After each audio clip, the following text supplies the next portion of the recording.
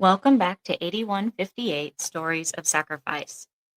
Today's guest has a story that's all heart and all grit. Katie is an EMT from Arizona whose journey started long before she ever put on the uniform. From the loss of her father at just 10 years old to helping raise her younger siblings, Katie grew up fast and with a deep desire to serve. She's faced her share of setbacks, being told she was too small for the Air Force, navigating a short-lived marriage, and working in a job that left her unfulfilled. But everything changed when she met someone who believed in her, and she finally chose to believe in herself. Terrified but determined, Katie took a leap of faith into EMT school with no medical background and absolutely crushed it. Now she's thriving in the field, advancing her education, and dreaming big about becoming a flight medic. This is a story about finding purpose through pain, rewriting your narrative, and becoming the person you were always meant to be. Let's jump in.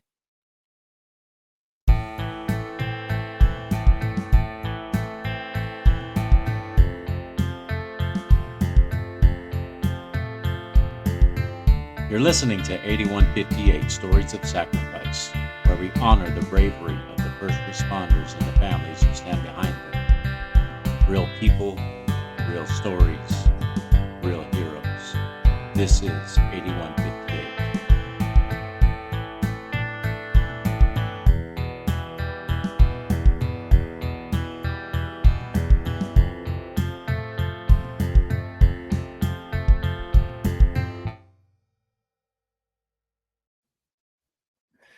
Welcome back, everybody, to another episode of 8158 Podcast Stories of Sacrifice.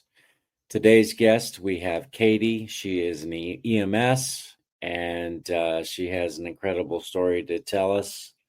If you guys aren't following Katie on EMS, she is EMS Barbie on TikTok. She'd be a good person to follow.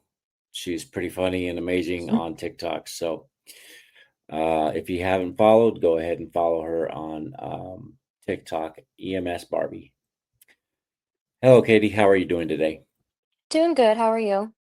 Oh, fabulous. Fabulous. Just another wonderful day. And the puppies, our dogs, are obviously misbehaving today, so they're being held in a different room. Sometimes it's got to be like that, though. Yeah. I was going to have them come on here and say hi, but they're not behaving very well, so they're too rambunctious. That's okay. I saw them before. It's all right. Yeah. All right. So we're going to go ahead and get started. And so let's go to back to the beginning. And can you paint us a picture of what life looked like for you growing up?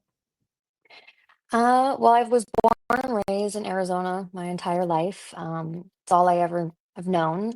I've had the chance of, traveling and everything like that, but it's home. It's filled with a lot of dirt and cactus, but and the summers are incredibly brutal here. But like I said, it's all I've ever known. I grew up here with my dad and my mom and my two brothers. I have multiple siblings, but I mainly grew up with two of them. Okay. And I mean, from day one, they were my little babies. Right. I spent a lot of my childhood doing things like camping and going to the lake and riding quads and dirt bikes. That's something I learned from a very, very early age. And not that I was any good at it, but it was just something that my dad enjoyed doing and we did it for years. Spent a lot of time with family and just friends and things like that. Um, and I mean, I feel like my childhood was kind of a blur sometimes when it comes to certain things, but I know that we did a lot of things as a family, and Okay. I thoroughly enjoy that. And then about 5 days after my 10th birthday, my dad passed away, and I feel like Oh gosh. life changed after that. Your whole world flips upside down, and So, sorry to no, interrupt. no, Go no. ahead. I was I just was just saying gonna, if yeah, go ahead. just flipped upside down. So, Yeah. life changes at that point. So what had your dad passed away from? Well, it goes back and forth. Some people say that it was an accident, and some people say it was self-inflicted. Um, Mm, my dad ultimately succumbed to a gunshot wound, and he didn't make it. Um, Granted, it goes back and forth. Some people would say it was an accident. Some people say it was self-inflicted. So we don't really know, obviously, the full story. None of us were there, so kind okay. of just have to take it with what we know. I'm sorry to hear that. You know, I noticed like to lose a parent. I lost my mom to cancer. She had metastatic lung cancer, and Yeah, it was definitely hard to deal it's with. definitely hard and it definitely shapes you for sure in a very different way. But Yeah, it's a battle that, you deal with every single day. yeah. I mean, the pain never goes away. It kind of softens, but it still doesn't go away. It's still there. It's still there. I think you learn to live with it in a different Yeah, way. You learn how to go on, but it's not that it ever disappears. It's still there, and you have your yeah. days, that's for sure. Trust me. Up every birthday, every Mother's Day. Sure, it's every Father's Day. You Oh feel yeah. that loss, Oh because I yeah. do.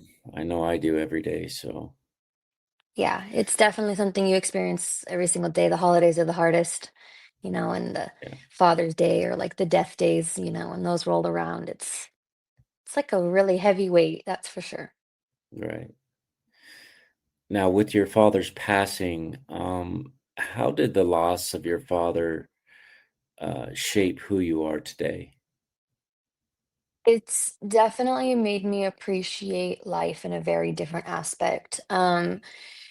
I mean, you never truly know when your last day on earth is going to be, or when your last day with somebody that you love is going to be. Mhm. Um, so I've learned in all honesty, I've learned to take more pictures and, make more memories. Because at the end of the day, those are things that you really cherish when somebody's no longer here. Um, I was obviously really young when my dad died, so, I wasn't thinking of those things. So the pictures that I have, like, they're very, very special to me. Yeah, But I was young, so I wasn't planning on losing him, so I didn't feel like I had to do all of that, I was just a kid and trying to be a kid.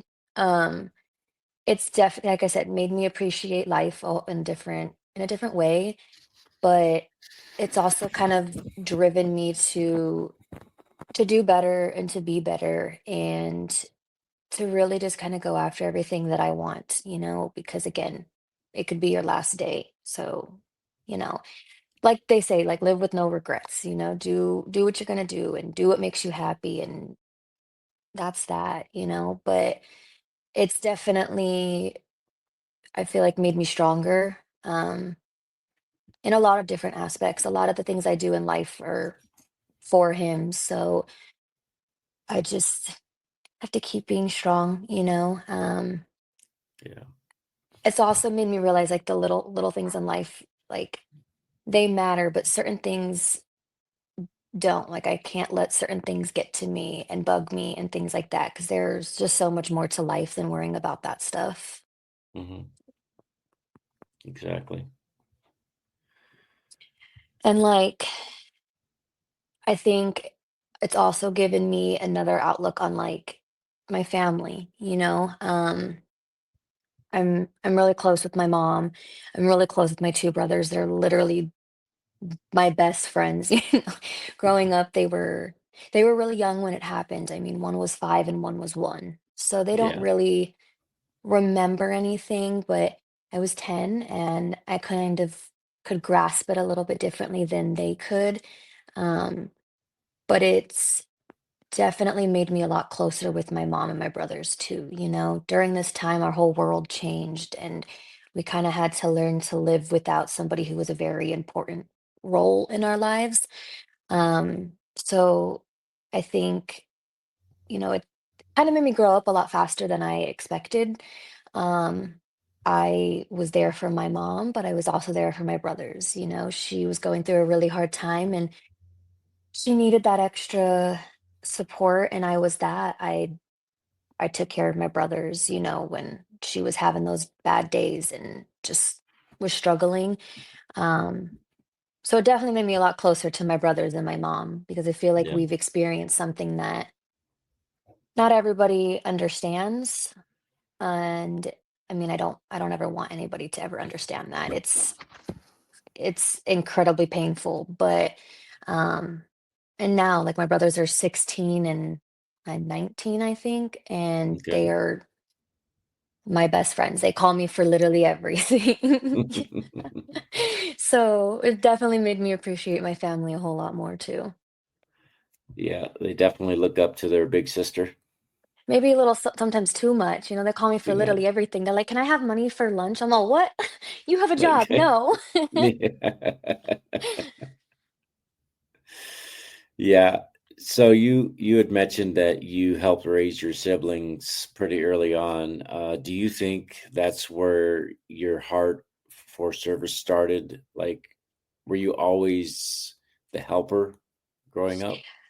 Yes, even my mom to this day will say it. She will literally always tell people that she doesn't think she could have made it through that time in our lives without me, which is crazy because I didn't really understand the role that I played in like my mom's healing and my brother's healing. I was 10. I really didn't think anything of it, but we all really, really relied on each other.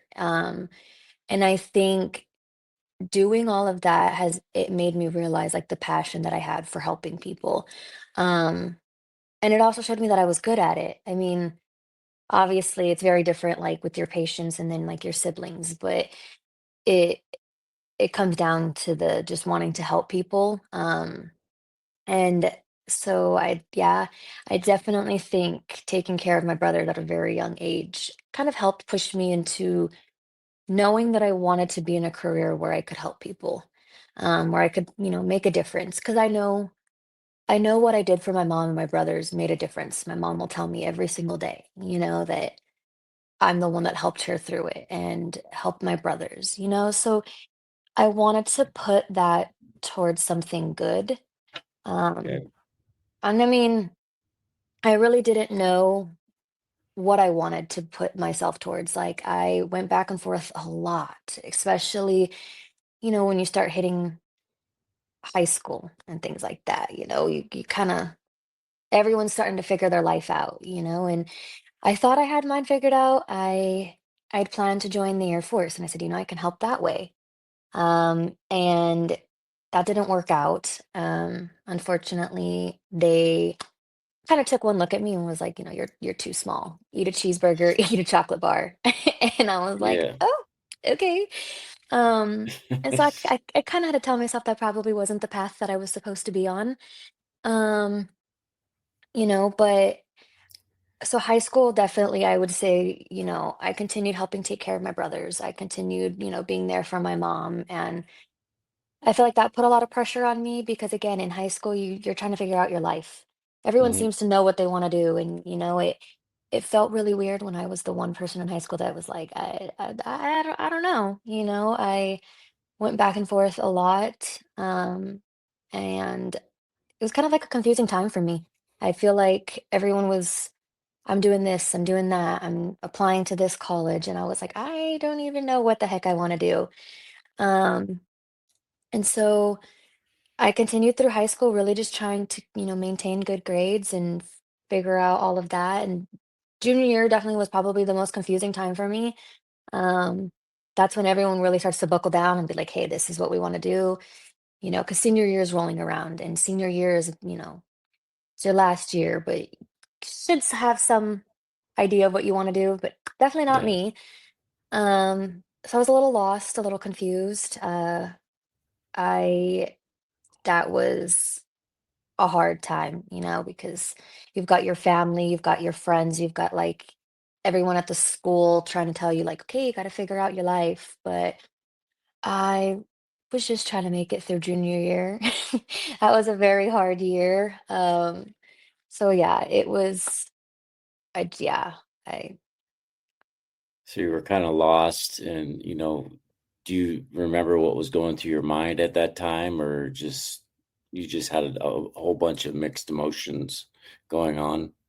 I think it was filled with a lot of mixed emotions. Again, there's a lot of pressure from the people at the school, like, your counselors, your principal, your friends, your family. Like my mom's like, "Well, what are you doing with your life?" And I'm like, I don't know, mom." But I also feel like that's a lot of pressure to put on somebody at that age. You're still young, and like to make such a big decision, it's a lot of pressure.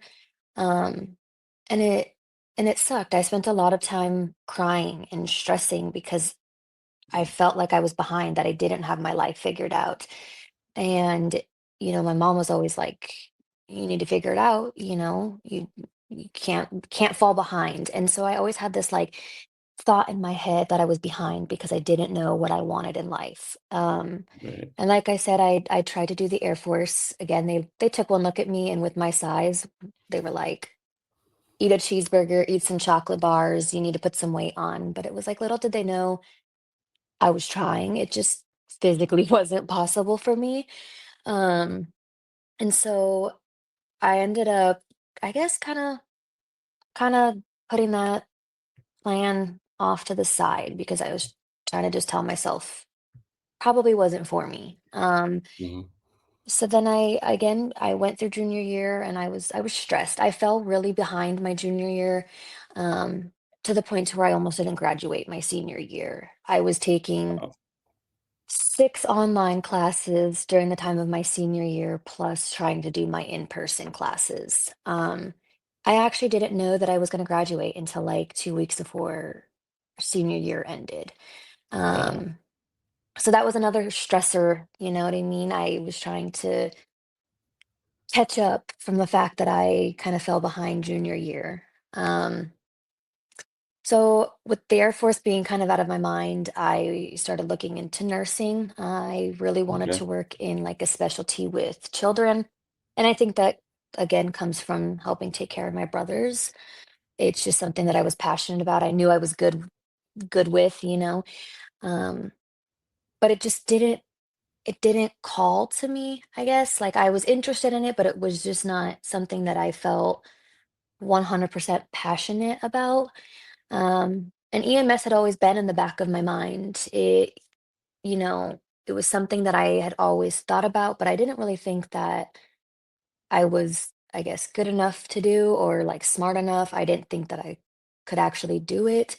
So it's something that I put off. I put off for a while, and I graduated. I took some time doing a few classes here at a community college that's near me, and still was confused. I had no idea what the heck I was going to college for. I just took kind of like, your prereqs, like the math and the writing and English. um, and I did that for a few months up until I got into a car accident and wasn't able to continue going to school just with how much pain I was in and everything like that. So by the time I went back, I was so far behind. There was no catching up. Um, Oh, When you fall geez. behind in college and high school, those are very 2 different things. Right. So I kinda gave up on that and dropped out for a little while. Um, Went into serving for quite a few years actually. And that was something that I did I paid the bills with it. I made my money that way. But I think I did it for so long, I began to really, really dislike it. With serving, you work long hours and that you're not guaranteed to make a lot of money. So your money fluctuates a lot. Okay. And again, it also didn't feel like the place I needed to be? So when you talk about serving, were you talking about the serving at the restaurants or?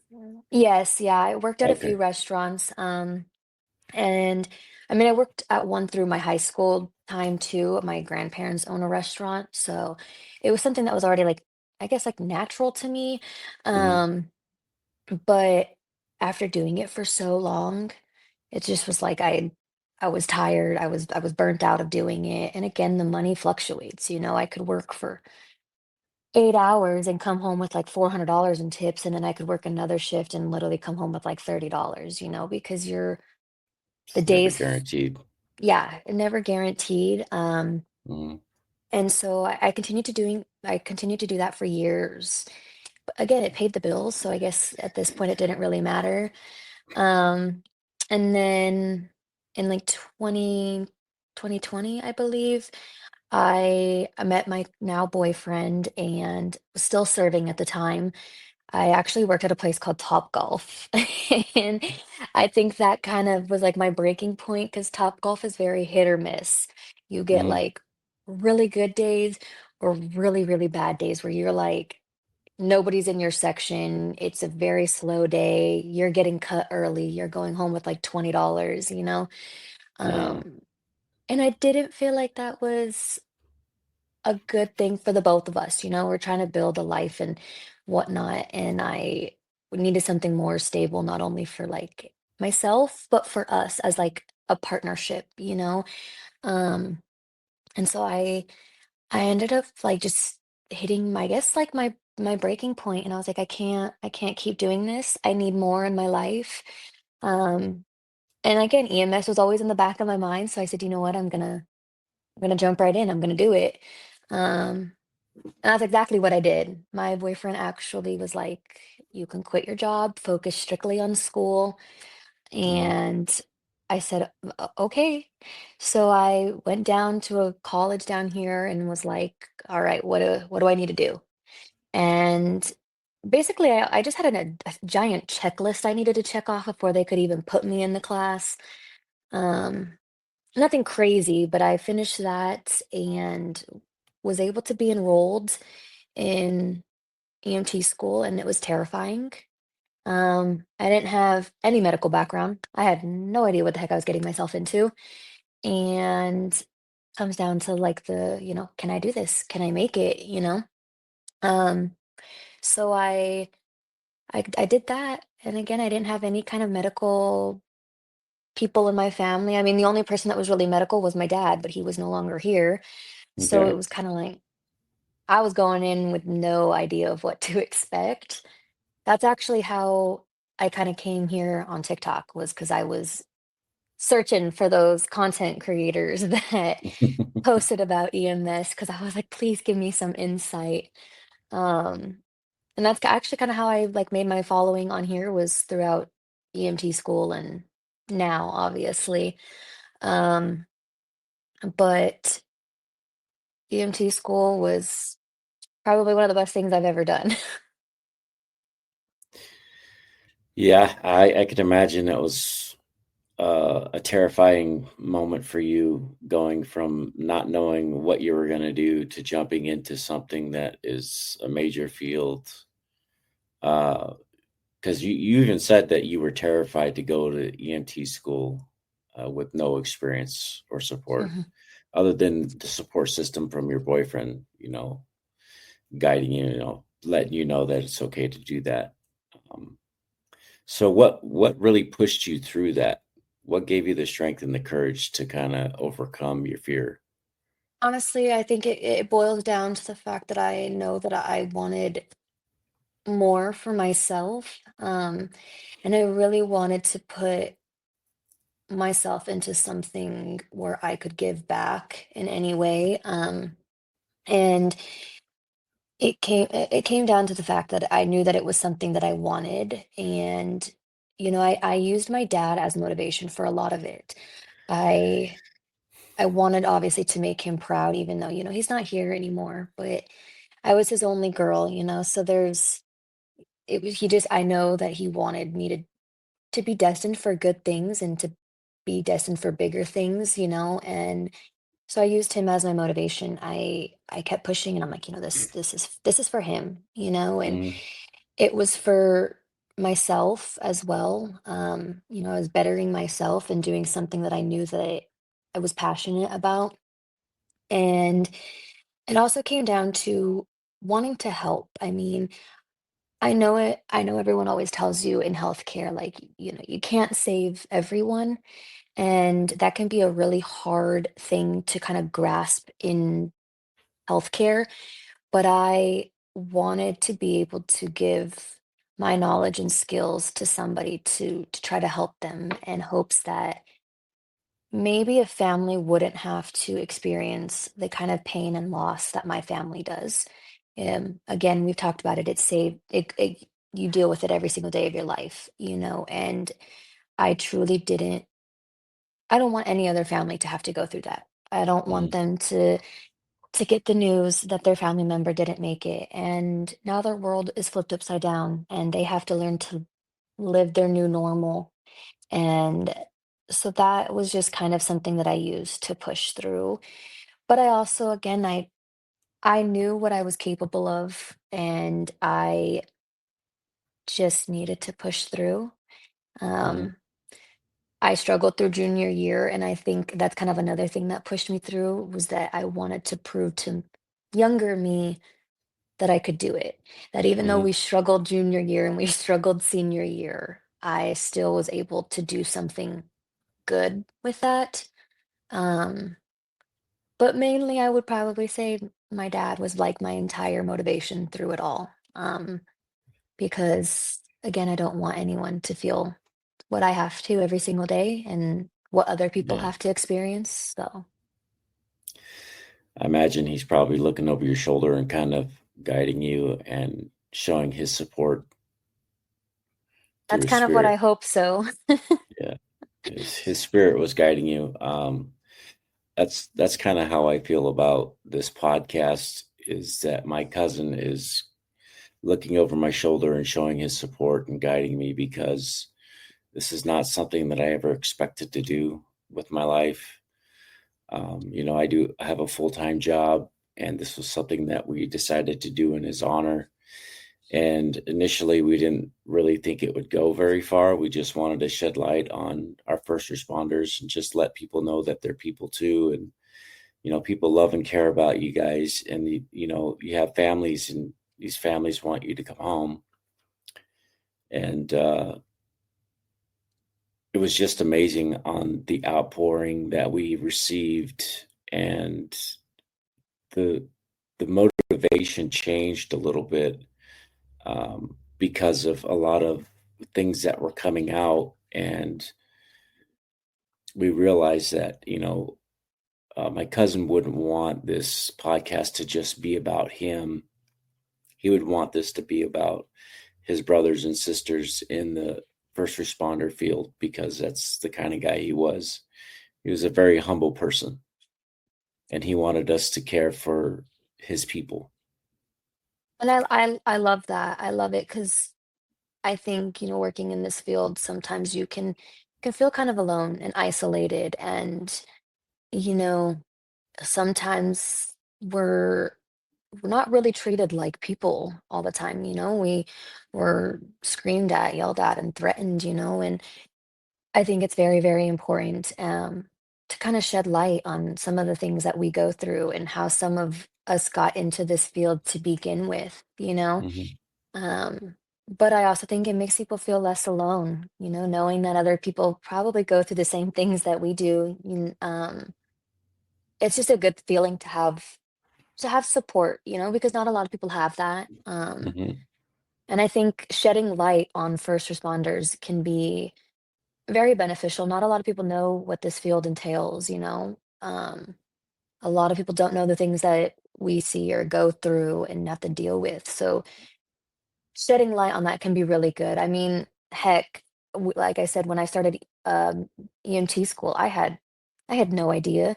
You kind of hear what EMTs do, but you don't really get that like insight. So I did the class, but had no idea what the heck I was about to be getting myself into. It's a career that I feel like needs more light shed on it, Yeah. so people understand a little bit more. Right. So, Exactly. Uh, so let's go back to your EMS schooling. You crushed it and graduated in May of 23, correct? yeah, I did. So, what did it feel like when you passed your national exam and landed your first job? Oh my God, it was so exciting. Well, first off, I I graduated and I didn't give myself any time to waste. All right. I literally went and took my national. Um, I got kicked out at 70 questions and I left there crying because I was like, I failed. I failed, you know? Um, but I also had to like tell myself in EMT school, I did really, really good. I passed all my exams. We had like a three strike rule. And if you failed a test 3 times, you were kicked out. Thankfully, I didn't fail a single test. So like it felt really good to, finish school knowing that I like gave it my entire all. And so a few days after I was done with class, I scheduled my national because I really wanted to take it as soon as possible. So all of that information was like fresh in my brain. And I didn't allow myself to like second guess myself. So I took it, got kicked out, cried. I literally refreshed my phone and my email like 40,000 times, um, waiting for my like results. And somebody that I took the class with actually took it and then at like 3 a.m. the next day got his results. So I was like, okay, I'm gonna stay up till 3 a.m. Let's see if I get my results too. Um, I made it till 2:30 and I was like, I'm dead tired. I'm going to bed. And I actually woke up in the middle of the night at like it's like 3 something, 4 something, and the first thing I did was check my email. I'm half asleep. And I checked my email and it was like, congratulations, like you passed. And I just remember I was like smacking my boyfriend next to me and I was like, wake up. And he's like half asleep and he's like, what? And I was like, I passed. I don't think it clicked in his head what the heck I was talking about, but he was He just was like, still asleep. congratulations. Yes. He was like, okay, congrats, babe. Rolled back over. And I was like, okay, I guess I'll be excited over here. Um, so I couldn't go back to bed after that. I mean, I was like so excited with like my results and the fact that I did it. And like, because I doubted myself a lot through class and then taking my national, it's very intimidating. Mhm. And it's intimidating taking the test. They had me sitting down in this like little chair with like these little walls next to me, like blocking off anyone else next to me. And like all they gave me was a whiteboard. And I was like, oh, this is very intimidating.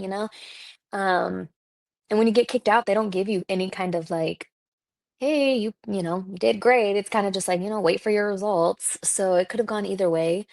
Mhm. Um, and I really didn't want to retake it. Okay. I said if I had to retake it, I was moving and changing my name because I didn't want to have to do that.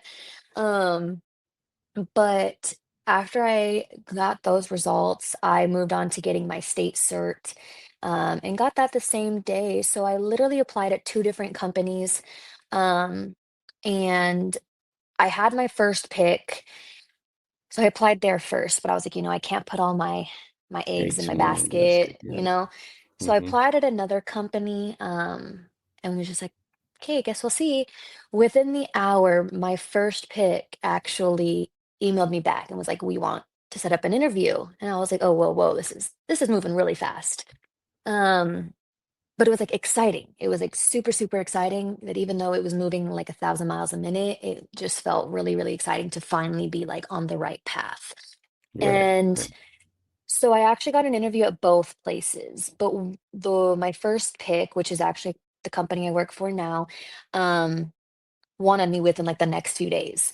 And then the other company, it was like a whole month later. So I went to the first interview and, obviously was very, very nervous, but they were like, okay, we'll be in touch.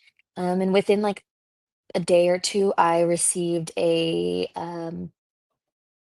to remember like the name of it. Basically, it's like like my offer letter. And it basically stated, what I'd be doing, how much I'd be starting out as. Mhm. After a certain amount of time, I was eligible for, a pay increase, things like that. So I took that job offer and, I reached out to the other company and I was like, hey, did receive another job offer. Like, I do appreciate it. Just because, like, I didn't want to leave off on any kind of like negative Yeah. footing with the other company. It's always a good thing to do. Yeah. Yeah, because you never know what the heck life's going to throw at you. So I didn't want to be like not going. Right. Um, and shortly after that, I started working I think literally right after. I gave myself no time to rest after school. Um, but it was exciting. It felt so just, I don't know, it was exhilarating and I felt very accomplished within myself, that like I did that, and I made some really good friends in my EMT program too, and we um kind of helped each other through it. We studied together, we cried together. Um, but it was sad too, because I feel like after we graduated, a lot of us went down different paths. A lot of people used the EMT program for, to move on to fire or, whatever else they had in mind. So we all kind of went our separate ways, which was kind of sad. But I mean, I think it was overall one of the best things I've ever done. And I felt very proud of myself that I was able to do that. Um, it was scary though too, because I realized I was like, oh crap, it's we're getting there, Next is starting in the field and school is one thing, but the field is another, Yeah. you can be book smart, but it doesn't mean you know everything. So it was all the emotions. I cried, I laughed, I was proud, I was scared. We're definitely happy for you and excited for you that you were able to do that. I know the struggle was real for you, and but obviously, you did something and you rocked it. That's Gave it that's my definitely an all. accomplishment. Yeah. It is, and I'm very proud of the accomplishment, and I'm very, very proud that I did it, even though it was hard. I spent a lot of time actually at my dining room table in one specific chair. Like I'm surprised my like body's not indented into that chair. Studying and the amount of caffeine that I've consumed during all of that was insane. But I did it. That's all that matters. Right. That's pretty awesome. So, I mean, now that you're in the field, um, you're in a male dominated field. And so, as a woman in EMS, what has been your experiences so far? Has there ever been any moments where you felt like you really had to prove yourself even more? I think as a woman going into this field, it can be kind of intimidating because, like you said, it's male dominated, I am very lucky that where I work, we do have a very good ratio of like women to men that work Hmm. there. Um, and some of the women that I work with, I'm so amazed by because they kill it at their job every single day. Um, but I feel like yeah, like as a woman in this field, you deal with things, you deal with people looking at you like you're not smart enough or strong enough or that you're not capable of doing your job, because you're not a male. Um, but I've also met a lot of males who look at us in the field and they're like, you guys are rock stars, Hmm. you guys are amazing, and the thing is I know I'm tiny and I know that there's moments where I'm not able to do something, whether it's like lifting a patient or moving them, and I had to learn to not be afraid to ask for help. Um, People might Right. judge you, they might judge you for that, but I'd rather ask for help than hurt myself or hurt a patient. Um, but I think as years go on, I feel like the battle of like women in this field, it's still here. I'm not saying it's not. It's still Okay. here. We still deal with it every single day. But I feel like as the years go on and new people start joining into this field, it it's changed a little bit. That's not to say that we don't have our struggles. There are still people in this field who don't think that we belong or that we're not strong enough or capable enough. But I think again, we're constantly evolving. Um, and it's something that I've just had to handle and deal with. I go in every single day just trying to give it my best. If I need help, I'm going to call for help, and Hmm. that there's no shame in that. There's Right. absolutely no shame. I've worked with full grown men who are like, We need to call for help." So I genuinely don't think that it's, a woman versus a man thing.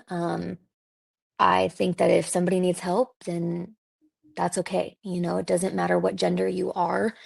Like I said, I've worked plenty of calls where my male partner is like, "We need to call for assistance," and I'm like, "Oh, okay, yeah, yeah, you're right." You know what I mean?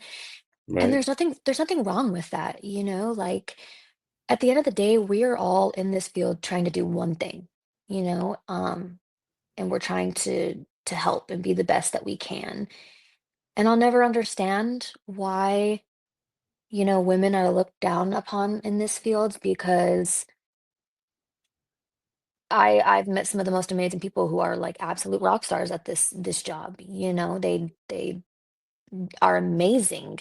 Um, so it's definitely something that's still out there. It's still something that we deal with. But I think again, as the years go on and new people come into this field, it's very different.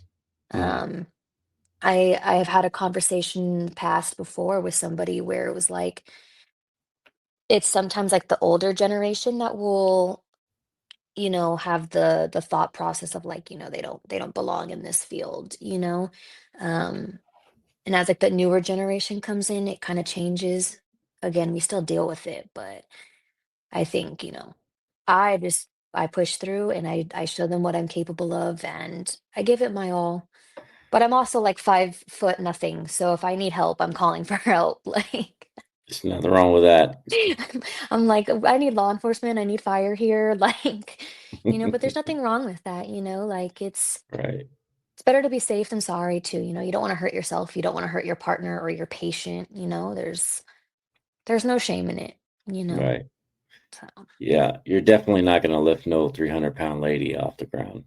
no, and I don't I think think most men can. no, and it's crazy because it's that, like, women don't belong in this field kind of thing. It's not even just like something that's said within the career, it's said outside of the career too, like just a normal person, or patients. I can't tell you how many times I've walked into patients' houses and they look at me and they're like, they should have sent someone bigger than you. And I'm like, oh, okay, well, that's not a great way to start this conversation, but Hmm. or family members look at me and they're like, they sent the peanut to lift you. And I'm like, oh, okay, and again, I will give it my entire all, and I've walked into plenty of these calls where, they criticize me and my size and my ability right away, but then I go in there and I do exactly what is needed. And they're like, oh, wow, like, okay, you're a lot stronger than you look. And I'm like, Hmm. oh, yeah, you know what I mean?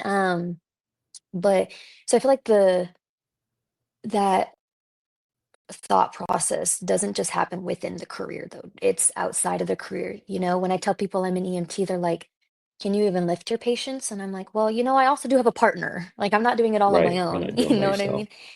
And I mean, nowadays technology is absolutely crazy. Like, we have stretchers that are auto loaders and you just lock them into place and lift them, with a button. So you're not there's a lot more resources I think now than there was before. Um, which are pretty helpful too, we love our auto loaders and all of that. It'll make your life easier. Mhm. 100%. Saving my back, that's for sure. Yeah. I personally think that women are essential in this field,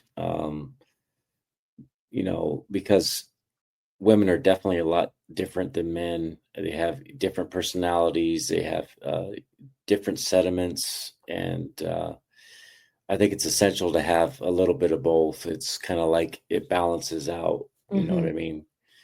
And what you guys do is very important.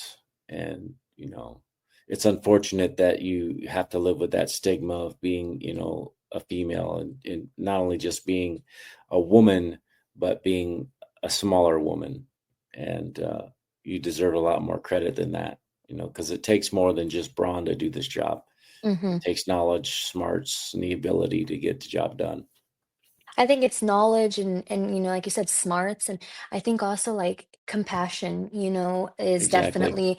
definitely something. And I feel like s- not everybody, but I feel like, like some of the women that I work with or that I've met in this field or that I know work in the field, their way to like, relate to a patient, to like empathize with the patient, it's very different than the way that like male providers do it, which is, I feel like you said, we bring a different like skill set and like level into this career. Hmm. Um, and so like, sometimes some of the patients that I see providers just kind of brush off, I see this female provider come in and they're able to like emphasize, like, you know what I mean? Just you know, build a bond with them, empathize with them, and to like kind of really, really just like be there like emotionally for them. Um, and so, but again, like I said, I've met some of the women in this field who are absolutely incredible. Like what they bring to the table is absolutely amazing. We might not be the strongest of the strongest, but we have so much more to offer than just that. Um, obviously, a lot of our job is lifting and moving patients, so you have to be able to do that. But I feel like there's so much more to it. You have to have that compassion and that Hmm. skill and that drive and that knowledge, So I feel like, again, some of the women I've met have exactly that, which are Yeah. absolutely like I've met some people here on TikTok who I'm absolutely amazed by because the way that they carry themselves and, you know, do their job, even despite everything, is absolutely like incredible. Right. Yeah, it's pretty awesome. It's amazing what you ladies do, and we're definitely proud of you. Um, so moving on, you are in the EMT advanced program now, and Yes. even eyeing a flight medic work someday. So, what draws you to that next level? You know, honestly, well, at first I will be honest, I was not expecting to do the AEMT program. That's not really something because in Arizona we don't really have like the curriculum to do so. I know that we used to. I don't know if they're bringing it back. I'm not really entirely sure. But my company really wanted to put together a, program for us because where we work, it's very rural and out there, you know what I mean? And basically a lot of the stuff that we already can do is like we're basically right there. Mm.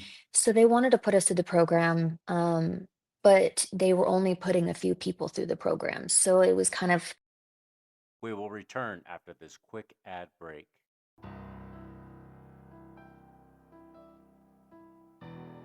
The William H. Bill Butler Jr. Foundation is on a mission to honor first responders and support those who serve. We provide scholarships for families who have lost a hero in the line of duty, offer second chances to juvenile offenders who are working to rebuild their future, and help new recruits pursuing careers as first responders.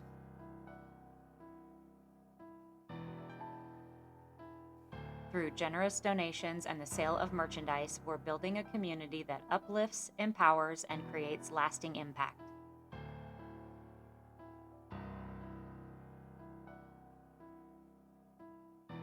You can be a part of this mission as well.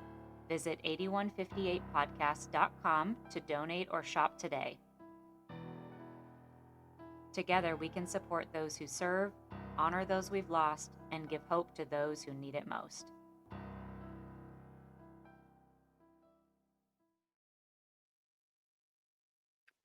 Behind every badge is a story, and behind every story is a sacrifice. This is the 8158 podcast, where we honor the lives and legacies of first responders and their families. If our mission speaks to your heart, if these stories move you like they move us, join us on Patreon.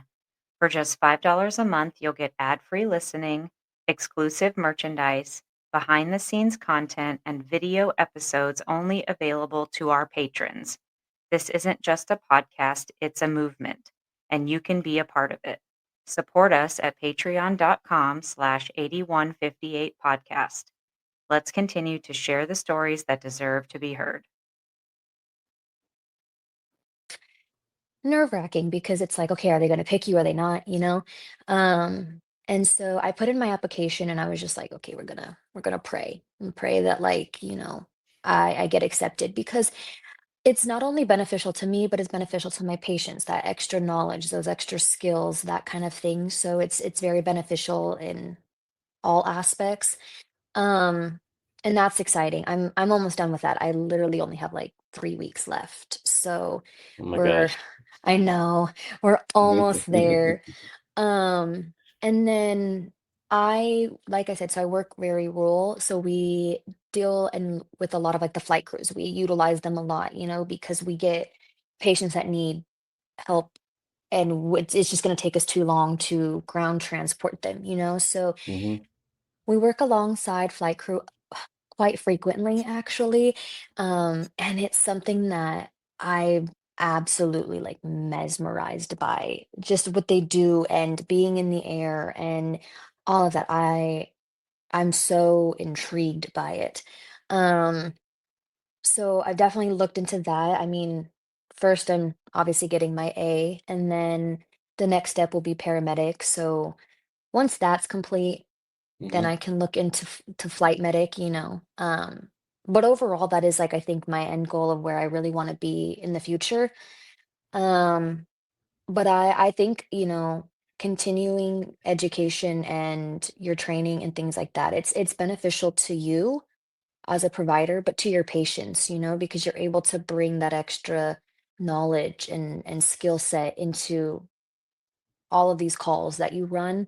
So honestly, at the end of the day, it's I just want to be a good provider. I want to be, the best that I can be, and offer the most that I can. So I feel like, every time you level up, that's exactly what you're doing. And I'm a firm believer that there is no such thing as like too much knowledge. So but I also like, as much as I like, stress about school and things like that, I love school. I absolutely love it. I love learning new things, So I feel like doing the A program and then the medic and eventually becoming a flight medic will be like just an exciting journey. I get to learn new things, I get to do new things, see new things. Right. And this is a job that I feel like can take you literally anywhere. Mm. You could go anywhere with this, and so I would be able to see more, and kind of explore, and meet new people kind of thing. So Right. I'm just trying to get the most knowledge that my brain can hold.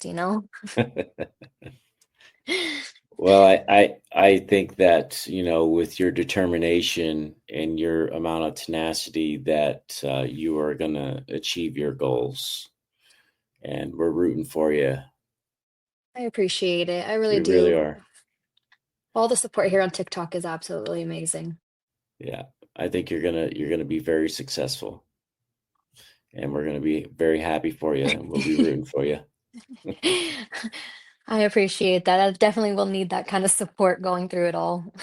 Yeah. TikTok's been my giant emotional support place with the going through A class, so, Yeah, that's pretty cool. Um, so since being on the job, is there any call that sticks with you, one that confirms that you're exactly where you're supposed to be?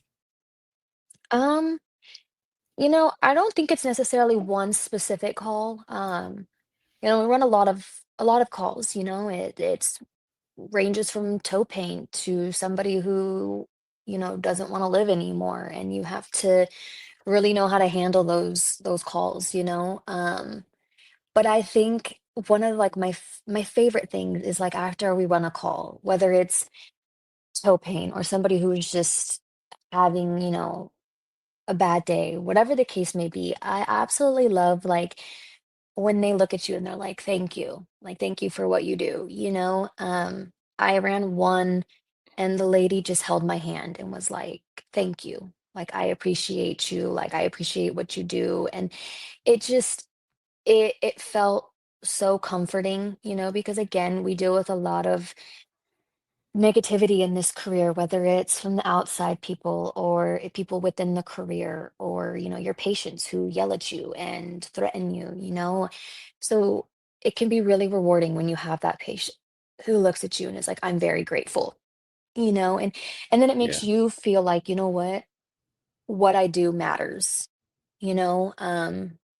There's plenty of days where we struggle as first responders or healthcare workers in general. That's like, do does what I do matter? Um, so it's the, you know, building the bonds with certain patients, you know. I've built a little bond with one of my little pediatric patients one day, and it was the cutest thing Mm, ever. And I just felt very blessed, you know, that felt comfortable enough with me. But I think it boils down to just those people who you know that you made a difference, you know that like, hey, that you helped them the best you could, and they look at right. you and they're appreciative, you know. Or, you know, like, I've seen some of my patients out in like public, you know, and it's a little scary, you know. I'm like, oh yeah, I ran the call on you. But when you run across them and they're like, I'm doing so much better, and I'm like, oh, like, I'm so happy for you, you know. Like, it's a very rewarding feeling, you know, when they run into you in Absolutely. public and they're like, thank you. um so I don't think it's necessarily one specific call. Like I said, I've run plenty of calls, but I think genuinely just those ones where you just know that you did what you did and they're appreciative of it just makes you feel so like secure within like the job and yourself, you know. Yeah. um I absolutely, I think honestly, I absolutely just love like my elderly patients who get all sweet and like emotional. It's one of my favorite things. They're just the cutest things ever. Yeah. And they seem to be like some of the just like sweetest and most appreciative people. Like, they, you know, they hold your hand and they're, you know, I had a patient one time I was transporting, and the wife and the husband we're so appreciative, and they were like, "Have you guys eaten?" We were like, Not yet," you know. And they're like, "We just bought these sandwiches from this place, and you know, they gave us extra. Do you want them?" And I was like, I felt bad, you know what I mean? Because but it's like I also like don't want to take food from random people, you know. But Yeah.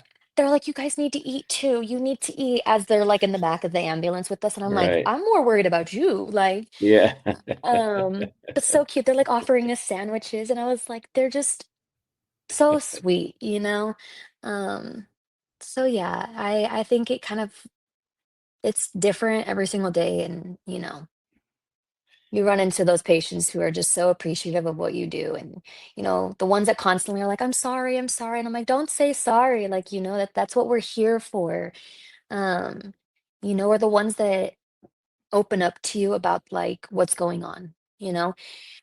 They're having a hard day or whatever the heck was going on. I absolutely love when my patients open up to me and they feel comfortable and like secure enough to like tell me what they're feeling or what's going on, you know. And we just sit there and we chit chat in the back, you know. And I do the best I can, and they trust me, and I love that. Like, it's just such a rewarding feeling because to them I'm a random stranger, you know. I'm not Yeah. anybody that they know, but it's very rewarding.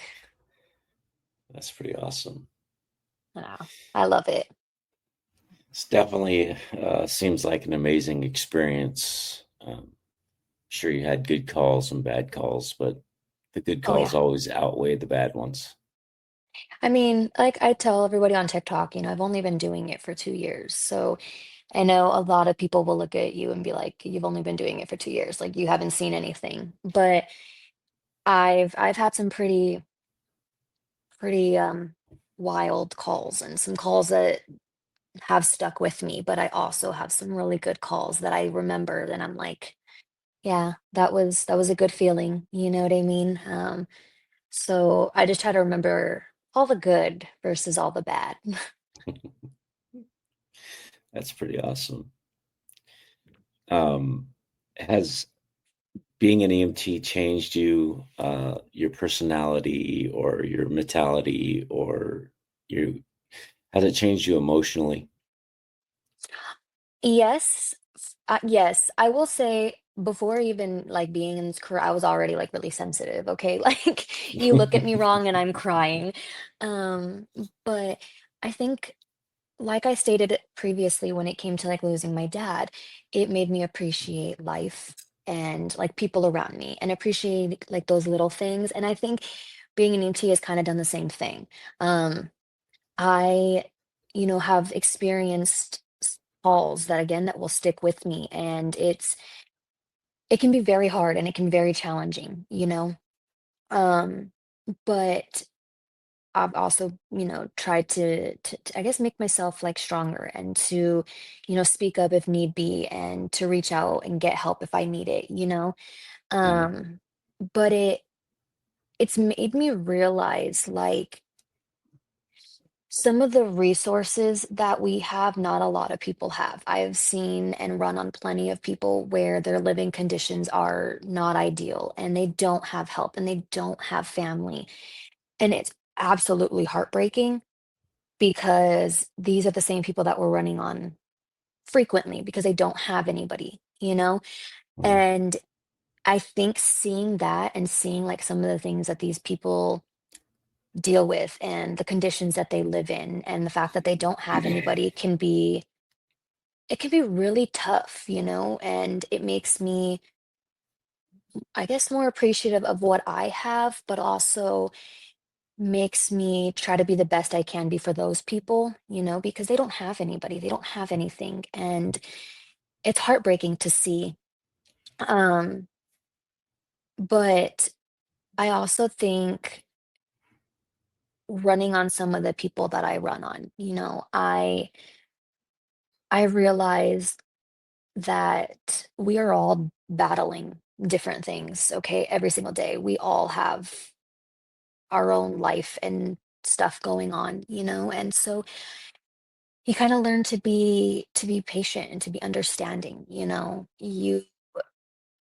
You might not think that the call that you're going to is a 911 call, like, okay, why are they calling 911, but to them it's it's a 911 emergency for them. So you kind of learn to look at those kind of things differently. I will say that I've run plenty of calls where I've wanted to cry. The Can very first time imagine. that I heard blood-curdling screams from a family when Yeah. their family member didn't make it, I literally was looking at the monitor and I was like, "Don't cry, Katie, don't cry. Like, you cry about it later. Like, just focus on what you gotta do?" And that's the same call I was threatened by a family member and I was blamed. And so it can be really hard, especially when you have a very like sensitive heart and like personality. I take a Mhm. lot of things to heart, so I kind of had to teach myself not to do that. Um, because at the end of the day, we did all we could. Um, and we have to like, remember that. But it's hard, when you tell a family member like, hey, they didn't make it, and you watch them just break down. It's so hard to like not like break down with them, I guess. But you kind of have to continue doing what you're doing, and if you need to feel the emotions later, that's exactly what you can do. But it's made me kind of just see a different outlook on life and really just be appreciative of what I have, and be very, very grateful for where I'm at. But it can be hard. It definitely has made me, I think, a little bit more emotional. I see death and I see traumatic things, and I deal with family members yelling and screaming at you. So it can be tough, especially when you have like a very sensitive heart. Yeah. But I just have to, keep pushing kind of thing. You feel like you got to compartmentalize a lot of that stuff, um, as you come across these. situations. Definitely, because I've even run calls where there's something that on the call that was like really traumatic for me or very like, oh my gosh, and it's something that like, I've never seen and I'm like, whoa, whoa, whoa, and I like have to let those emotions kind of be pushed to the side because there's a patient over there that needs my help. And it can be hard or, running on the calls like that involve, you know, um, like drunk drivers. You have to remember, like, you're there to do your job and to help people. Like you aren't there to criticize or judge, and you kind of have to Right. push those thoughts and emotions to the side and just do what you are supposed to be doing. Um, and it can be hard. But like I said, you run on these calls and you see what you see and you still have to kind of do your job. You have to push it to the side and still remain professional and not lose your like composure. And that can be really hard, especially as somebody who was newer to the field. I'd never seen some of these things. So Mhm. coming into the field, I was like, oh my gosh, like I don't know if I can do this. My first week was incredibly wild. I literally felt like I was thrown into the deep end of a pool with no floaties. Just here you go. And I I came home multiple days after training and sobbed and was like, I don't know if I can do this.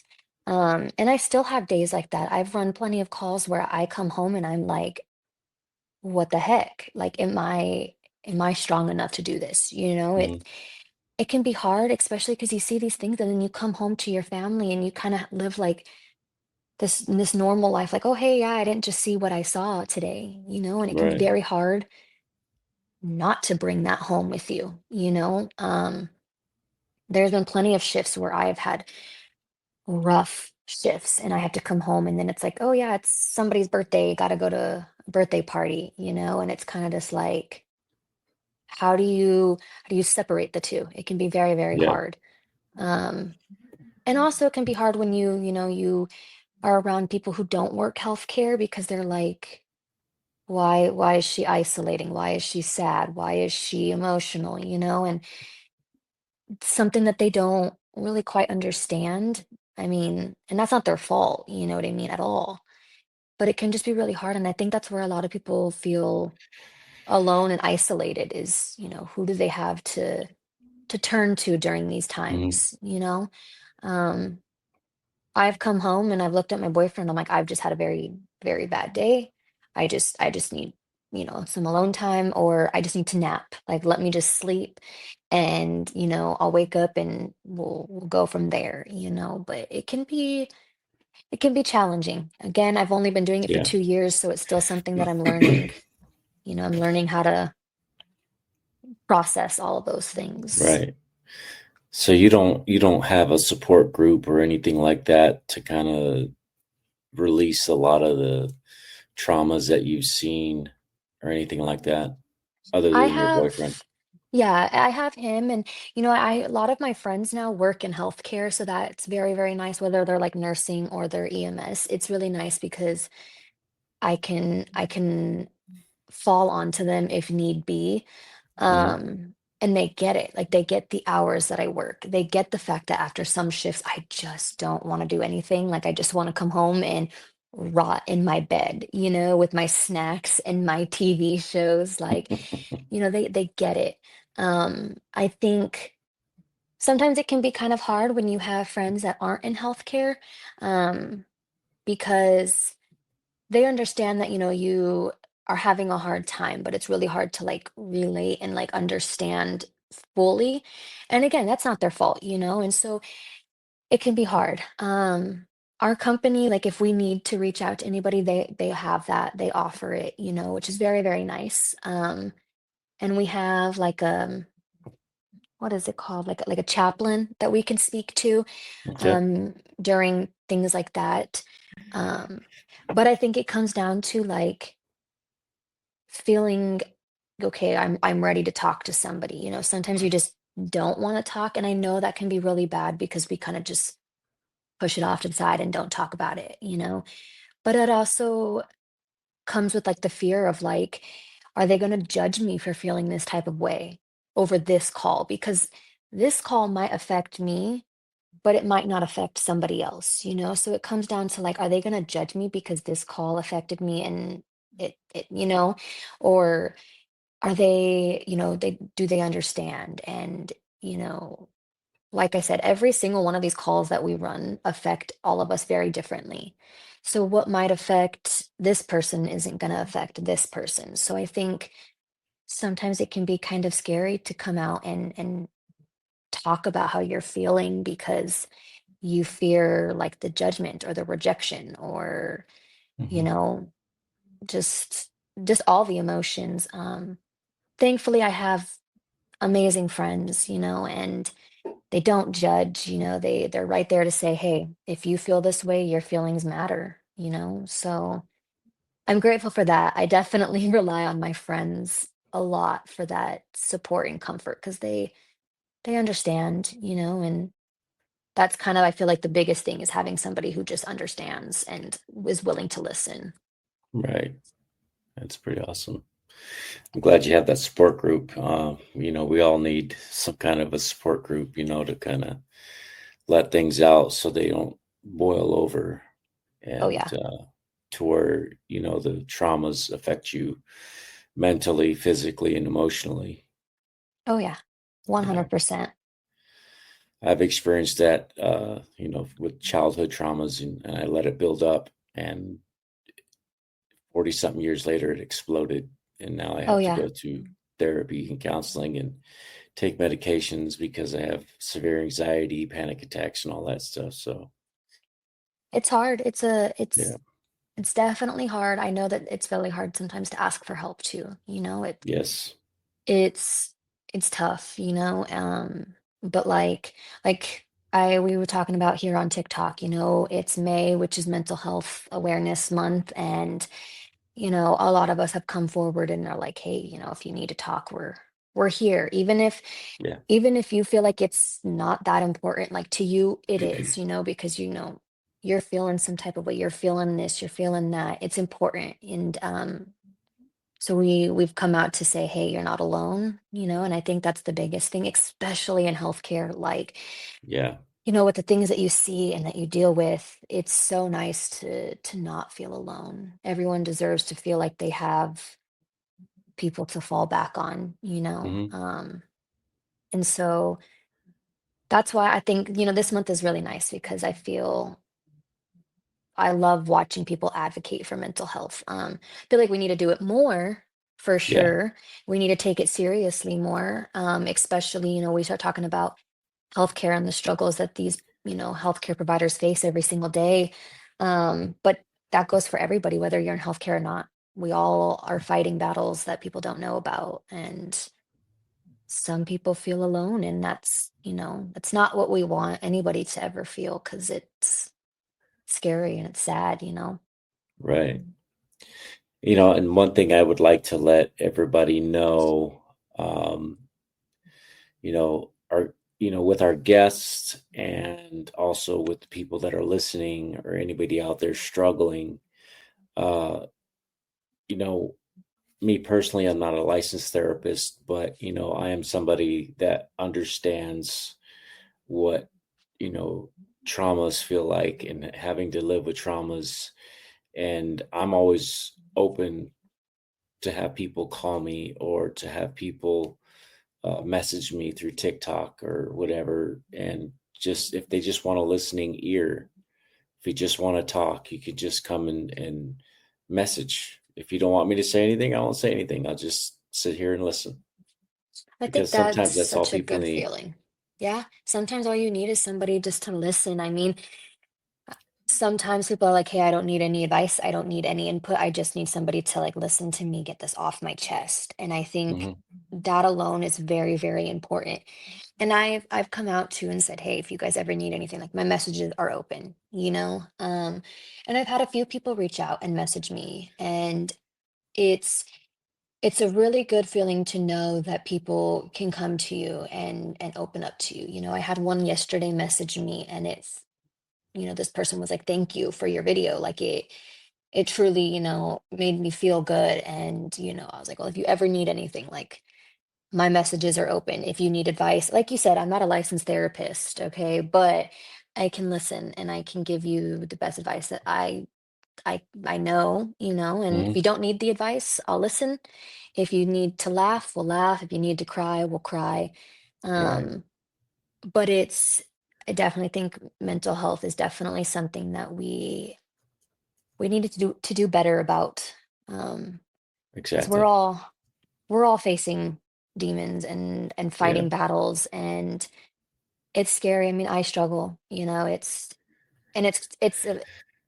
scary with the struggles, and talking about that, because you post about it and then people are like, "Oh, you're seeking attention or whatever." And it's like, TikTok is my outlet. Hmm. I have been able to talk about so many things on here and just have like an outlet and people that I can talk to.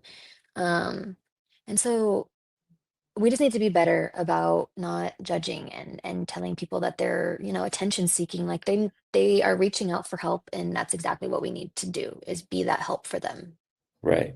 Right. So, Well, we're always available on TikTok, and obviously, Katie here is she's available to talk to. It's not attention seeking. This is reaching out. If you're dealing with severe mental health issues or just want to talk to somebody, reach out. We are, connected with other organizations that have peer support groups as well. So uh, people can always get in touch with us, and we can link them up with these people. oh yeah. And even if I don't know, certain resources, I will always make sure that I, ask people that do, and try to do the best that I possibly can when it comes to being that support. Yeah, that's awesome. So now moving on, uh, what would you say if you were having a conversation with a woman who might be considering EMS, but she might be going through some of the same struggles that you went through, like, the self doubt, like I'm not strong enough, I'm not smart enough. What would you say to her?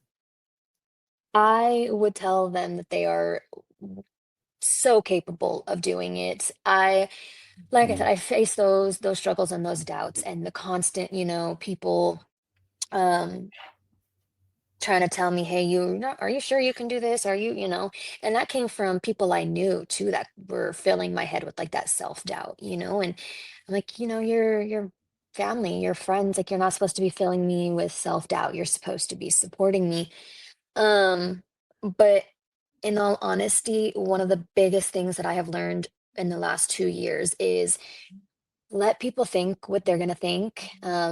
Let them judge you. Let them, think that you're not smart enough or strong enough. At the end of the day, you prove them wrong. Yeah, You and I don't mean don't do all of this for proving somebody wrong. Do it for yourself, but within that journey, prove them wrong. Show them you're smart enough. Show them you're strong enough, because you are. And you don't have to be like the biggest of the biggest to be strong. You don't have to be like this big, tall person to be able to do this job. You are capable of doing anything that you set your mind to, truly. And again, that is one of the biggest lessons that I have learned is to keep pushing, keep doing it, prove these people wrong, and do it for yourself too, because at the end of the day you can look at it and be like, you know what, I did that with all that self-doubt. I did that. And right, it's a rewarding feeling. I've learned very quickly that people are going to judge you no matter what you do. right. um People are going to talk about you no matter what you do, and it can be really hard because you don't want to be judged, you don't want to be talked about. Hmm. But I am a firm believer that if you have enough passion and drive, you can make it in this field, whether you are the strongest of the strongest or not. Like I stated, I work with a partner, so we do things together. And if we need the help, we're going to reach out for help. There are resources out there that help you, whether it's law enforcement or fire or whatever. Um, but if you have the drive and the passion, I truly believe that you can do anything that you set your mind to. You know, Right. like we discussed, being a woman in this field, you are looked at and like you're judged and you're, belittled or put down.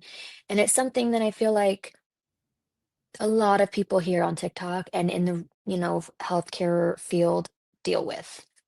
Um, but as long as you have that drive and you believe in yourself, you can do anything. Um, Right. I wish I would have known that sooner because I let a lot of people try to put me down and belittle me and uh, you know, make me feel like I wasn't worthy of this career. And you know what? I go in every single day just trying to be better and learn more. And I don't know everything. I'll never say that I do, but I feel like it's constantly I'm learning every single day, you know? Right. Um, and so as long as you're willing to do that, you are strong enough, you are smart enough, you just Right. have to put your mind to it and to let these people judge because they're gonna do it no matter what you do. So Exactly. might as well do what makes you happy and be the best you can be for yourself, and for your patients or whatever you choose to do. Right. Yeah, you said it best. You could do anything you put your mind to. That's what my mother used to tell me all the time. I always doubted myself. And, I lived through that because, I was told I was stupid and I always had that negative self talk. And I allowed that to kind of get in my own way. And that's one thing I always try to get to my brother. He's the youngest of the family. He's only like 20 Mhm. something years old. And, I always tell him not to doubt himself and just to get out of your own head, because when you're in your own head and you're doubting yourself, you're just getting in your own way. And if you tell yourself you can't do something, you're not going to do it. Oh yeah. That's kind of the same thing I tell like my brothers, when they are like, I can't do it. I'm like, you can. You can. And I believe that you can, and it's like my mom used to say the saying, it went along with like my graduation card and it was she believed she could, so she did. And that's actually a tattoo that I have and it's something that I live by. Like I believed that I could do it. So you know what? I'm gonna do it. And that's exactly what I did. I believed that I could graduate on time and I did, and I believed that I could go through EMT school and I did, and now I'm in school again. I obviously didn't learn the first time that school was tough, but that's a really good saying too, is you believe that you can do it, so you're gonna do it, and I know it's hard because your brain is always telling you, hey, you're not strong enough, you're not smart enough, or doubting yourself, but you can't let those thoughts in your head win. Yeah, but yeah. Mm, absolutely. You got to step outside your comfort zone and you got to step forward and just say, you know what, I'm going to get after it and I'm going to do it. Oh Have the yeah, strength and the 100%. courage. 100%, and I'm a firm believer that any person that has the drive and the passion can do it. Yeah, This career can be hard and it has its days.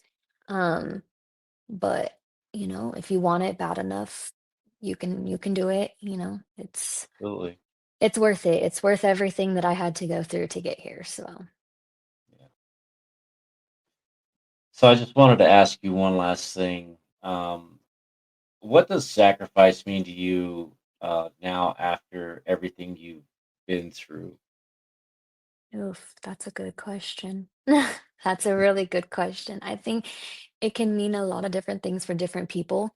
Mm, Um, but I think, for example, when I went through EMT school, I, made a lot of sacrifices about like missing out on things. I missed out on family functions. I missed out on, hanging out with my friends or, certain days with my boyfriend because I was just so busy trying to just, I guess make my life better for myself and, that kind of thing.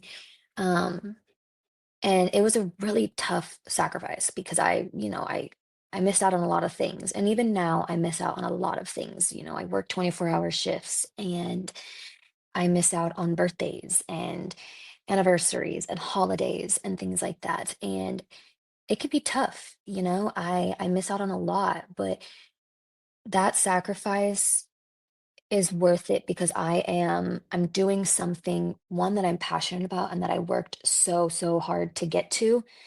Um, and even though I sacrifice things every single day, I know I know it's for the good. It's for the best, that I am doing something that's important. And I'm working in a career where we are short-staffed beyond belief, and that can be really, really tough. But I feel like, making those sacrifices are worth it because you are bettering yourself, you're bettering your life.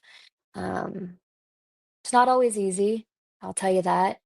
Yeah. Um, but it's about breaking out of that comfort zone and going after the things that you want and not letting anybody get in your way of what you want in life. And continuing to just push through. I miss the crap out of my family when, I'm missing holidays and things like that. But I also remember that I'm helping people. They're calling because they need something. They need help, and I get to be that help. And it's such a rewarding feeling. And my family understands. It's a sacrifice that we all make. But they understand, and it's a very rewarding feeling. And at the end of the day, it also makes me appreciate the time that I do get with them, because I'm missing out on a lot. But yeah, it's stepping out of your comfort zone and doing things that you want to do without worrying about what other people say. And it's taking that leap of faith and doing what you want. Right. That's pretty awesome and amazing, and it's very important for people to know. Um, I think what you're doing is outstanding and amazing, and I kind of see yourself, looking from the outside in, and I'm gonna project like within 3 to 5 years you're gonna be on that flight. I hope so. I really do. I mean, I also feel like I've got like just that's like just big dreams. Like I just want so much for myself, but I'm taking it one step at a time. I'm Yeah. doing A Good. class, medics the next step, you know what I mean? And I'm really getting comfortable within my like position and my scope in that moment. So like I took the last 2 years, I got comfortable with being an EMT. And now I'm going to work on being comfortable as an AEMT, and really feeling confident within that before I move up to the next step, because I want to make sure I'm where I'm supposed to be and that I'm comfortable before I add anything else onto that. But Right. hopefully in the next few years I'll be flying because that'd be absolutely amazing. Yeah. That's why I project about 3 to 5 years. You'll I'll be tell up in everybody the look out in the next 3 to 5 years. No, yeah. Look in the sky. There's look Katie. there's me right there. Trying to fly the helicopter. I'm just kidding. Yeah. Yeah, hopefully. I've got a plan. I might take some time to get there, but we'll get there eventually.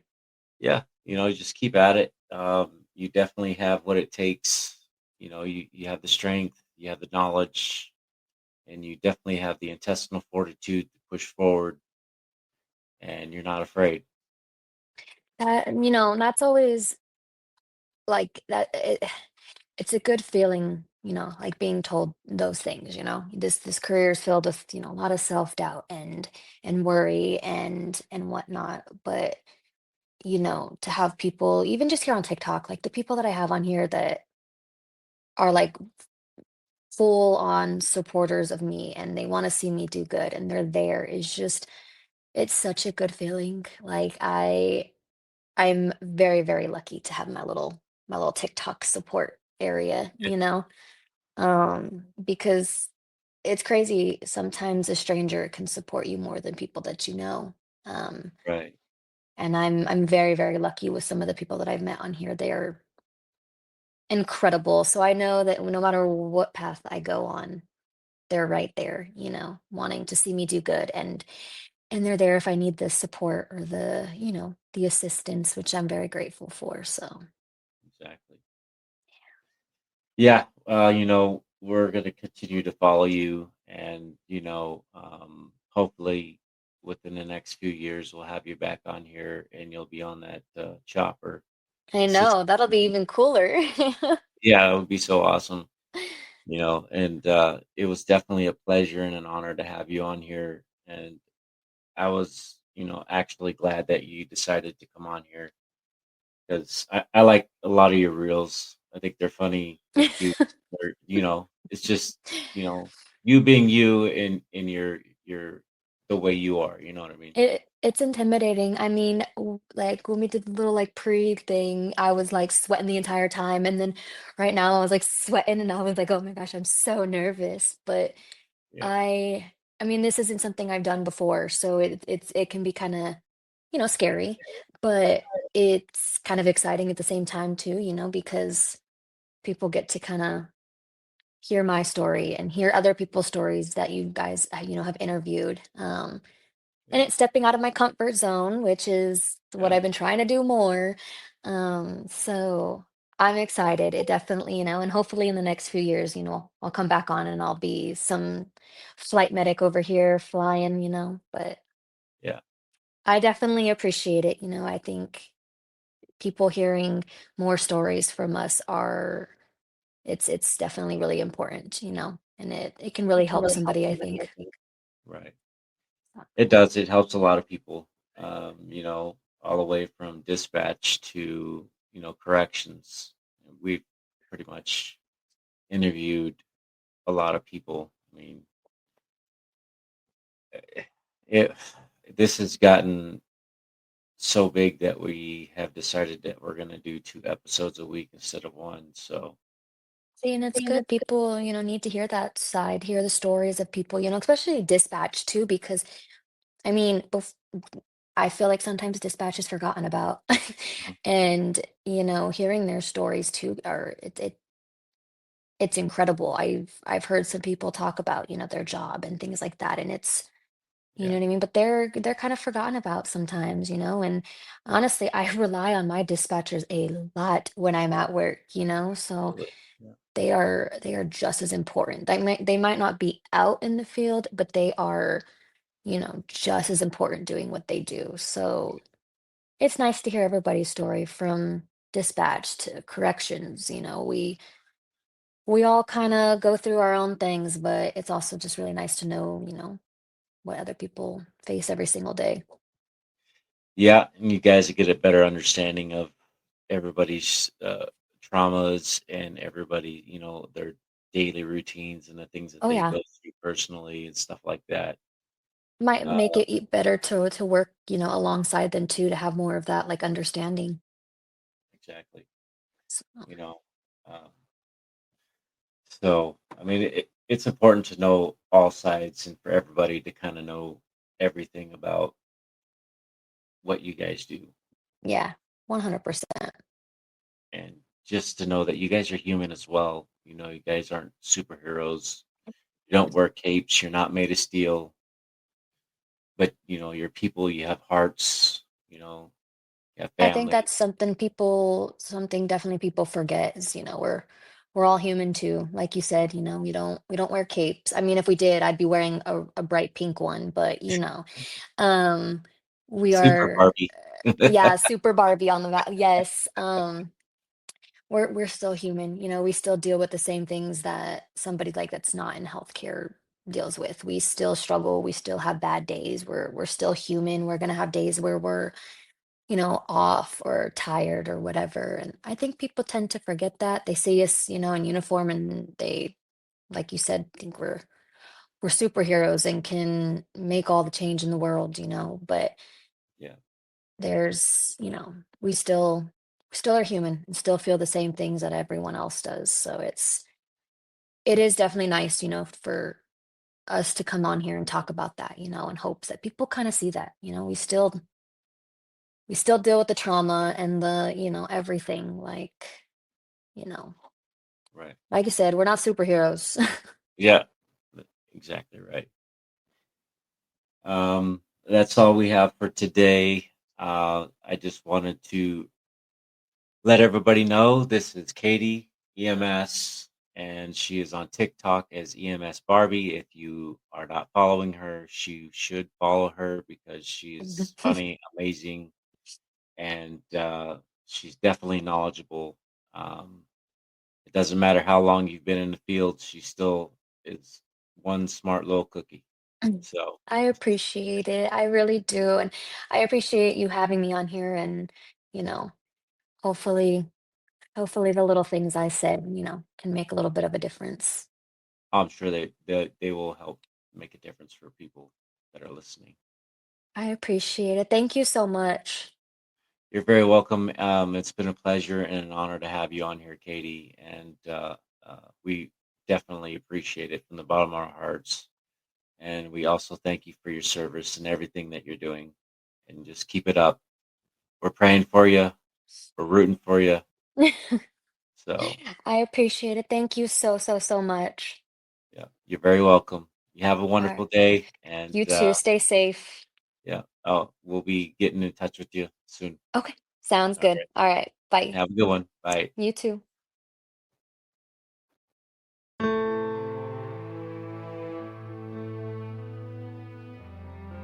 Thank you for joining us on 8158 Stories of Sacrifice. Every story we share is a tribute to the courage and resilience of first responders and their families.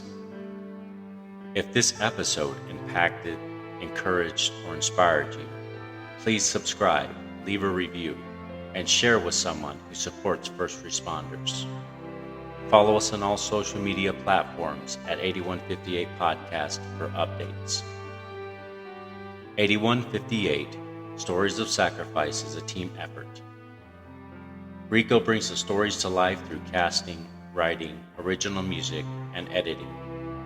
Brianne Shipley as production manager, handling booking, social media, graphics, promotion, marketing, website management, and logo design. Please visit our website at 8158podcast.com. For questions, collaborations, or to share your story, our email address is contactus@8158podcast.com. Until next time, let's continue to honor the legacies and remember the sacrifices of those who serve, every brave man and woman on the front lines, protecting and defending us all. This is Rico signing off and honoring 8158.